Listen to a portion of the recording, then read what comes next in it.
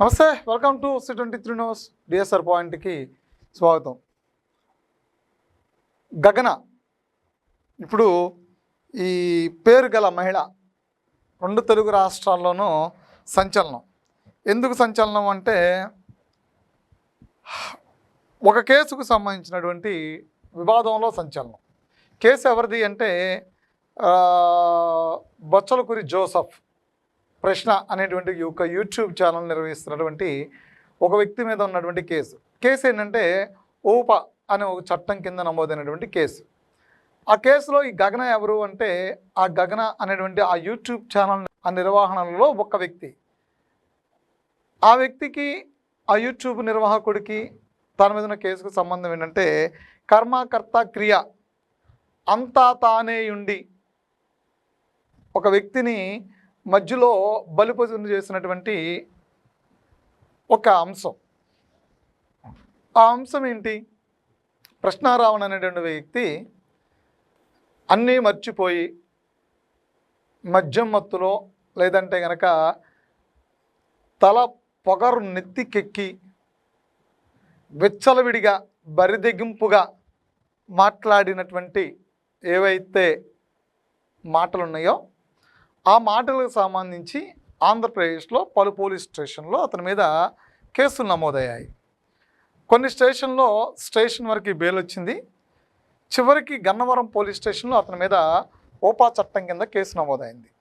ఊపా చట్టం కింద కేసు నమోదవడానికి ప్రధాన కారణం ఏంటి అంటే అన్ని పోలీస్ స్టేషన్లోనూ పోలీసు పెట్టినటువంటి ఫిర్యాదులు స్టేజ్ మీద పవన్ కళ్యాణ్ని లేదా ఇంకొన్ని అంటే మతాలకు సంబంధించిన అంశాలలో మాట్లాడాడు అనే దాని మీద నమోదైనటువంటి కేసులు.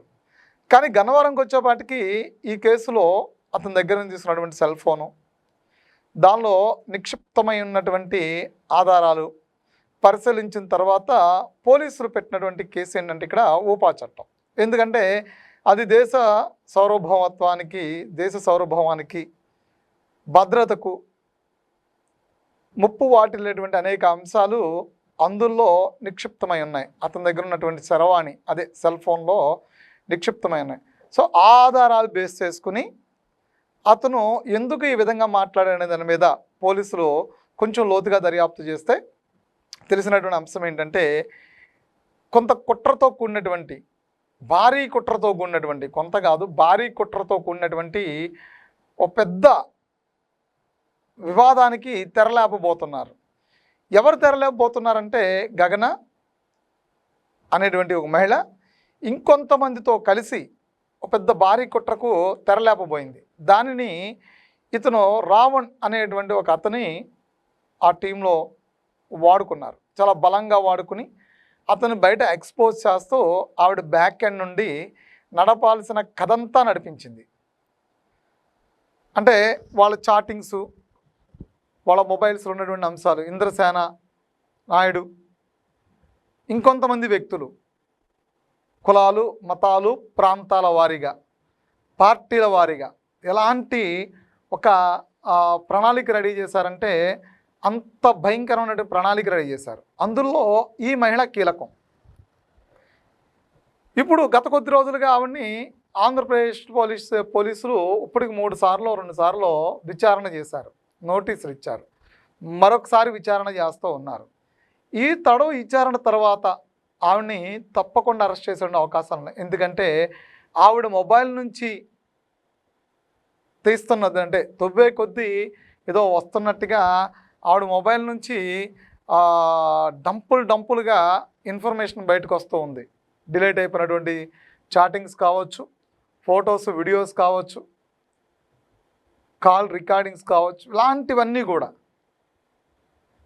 ఎలా బయటకు వస్తున్నాయి అంటే ఇప్పుడున్నటువంటి టెక్నాలజీని వాడుకుని ఫోరెన్సిక్స్ ద్వారా తీసుకుంటున్నారు ఏమున్నాయి ఏంటి అనే దాని మీద. అలా తీయటం మొదలుపెట్టిన తర్వాత ఆవిడ ఏంటి అనేది చూస్తే చాలా భయంకరమైనటువంటి ఒక ఉగ్ర ఆలోచన కలిగినటువంటి ఒక మహిళ ఆవిడ. సో దానిలోనే ఇతను ప్రశ్న రావణ్ అనే ఇతను, అది బొచ్చలకూరి జోసఫ్ అనే అతను కూడా అందులో ఒక వన్ ఆఫ్ ది పర్సన్. వీళ్ళందరూ కలిసి చేసినటువంటి ఒక పెద్ద ఆపరేషన్ ఏంటంటే ఈ దేశ సార్వభౌమానికి భద్రత లేకుండా చేయడమే కాకుండా ఇక్కడ అల్లర్లు సృష్టించి కులాల మతాల మధ్య చిచ్చు పెట్టి పెద్ద ఎత్తున ప్రాణ నష్టాన్ని తీసుకురావడం, శాంతి భద్రతకు విఘాతం కలిగించే విధంగా ఒక పెద్ద ప్రణాళిక రూపొందించారు. దాని ద్వారా కొంతమంది పార్టీ నేతలతో మింగిలై ఉన్నారు. అంటే ఆ పార్టీ పేరు అనవసరం, ఎందుకంటే అందులో ఇంకా వాస్తవాలు బయటకు రాలేదు కాబట్టి కొంతమంది వ్యక్తులు, ఆ వ్యక్తులు ఉన్నటువంటి పార్టీ ఆ వ్యక్తులతో జర్నీ ఉంది కాబట్టి అనుకోవచ్చు. కానీ దీన్ని స్పష్టంగా చెప్పాలంటే దీని మీద స్పష్టమైనటువంటి ఒక ఆధారం కావాలి. సో ఈ వ్యక్తులు అందరూ కలిసి చేసినటువంటి ఒక పెద్ద ఆపరేషనే ఈరోజు ఈ దేశానికి అతిపెద్ద ముప్పు వాటిల్లేటువంటి పరిస్థితి. కేంద్ర ప్రభుత్వం నుంచి రాష్ట్ర ప్రభుత్వం వరకు అందరినీ టార్గెట్ చేశారు. అల్లర్లు సృష్టించడానికి కావాల్సినటువంటి మతోన్మాదాన్ని ఎలా పెంచి పోషించాలో ఒక క్లియర్ కట్గా ఒక ప్లాన్ బిల్డ్ చేసుకున్నారు. ఇలాంటి వాళ్ళ మీద ఊపా చట్టం పెట్టినప్పుడు ఇదే మహిళ చాలా నొక్కి నొక్కి మాట్లాడుతూ ఏదో అమాయకురాల్లా మాట్లాడేటువంటి ప్రయత్నం చేసింది. ఊపా చట్టం పెడతారా, అతనికి ఏదైనా అయితే ఆ ప్రాణానికి ఏనైతే అంటే వీళ్ళు చేసినటువంటి ప్లాన్ ద్వారా కొన్ని వేల మంది ప్రాణాలు బలైపోయాయి. అలాంటి ఒక వ్యక్తిని, ఒక పెద్ద క్రిమినల్ని, టెర్రరిస్టుల కంటే ఉగ్రవాదుల కంటే దారుణమైనటువంటి ఈ వ్యక్తుల్ని అరెస్ట్ చేసి వాళ్ళ మీద ఊపా చట్టం పెడితే నేరం అంటూ ఉన్నారు. ఆ ఫోన్లో నిక్షిప్తమైనటువంటి ఆధారాలు డైరెక్ట్గా పోలీసులే ప్రెస్ మీట్ పెట్టి చెప్పినా, డైరెక్ట్గా పోలీసులే ఒక పెద్ద స్క్రీన్ వేసి చూపించినా జనాలు దేశం మొత్తం విస్తుపోయేటువంటి అంశాలు అందులో ఉన్నాయని అర్థం తెలుస్తుంది. ప్రజలు భయభ్రాంతులు గురవుతారని, శాంతి భద్రతకు విఘాతం కలుగుతుందని పోలీసులు ఈ ఇన్ఫర్మేషన్ అంతా భద్రంగా దాచినట్టు కూడా తెలుస్తుంది. అంటే అలాంటి అరాచకాలకి తెరలేపారు. చాలా ఒక యూట్యూబ్ ఛానల్ ద్వారా ఎంత పెద్ద కుట్ర పన్నారు. దాన్ని కొంతమందిని బలి కూడా చేశారు. ఏదో మాజీ ఐఏఎస్లు ఐపీఎస్లు కూడా ఉన్నారట వాళ్ళ ఎమర్జెన్సీ కాల్ లిస్ట్లో. వాళ్ళు కూడా బలి అయిపోయేటువంటి పన్నాగం పన్నారు. ఓవరాల్గా ఈ దేశ సార్వభౌమానికే పెద్ద నష్టం వాటిల్లే విధంగా ప్రణాళిక రెడీ చేస్తున్నారు. సో ఇలాంటి వ్యక్తులందరూ ఈరోజు సమాజంలో తిరగడం చాలా అవమానం.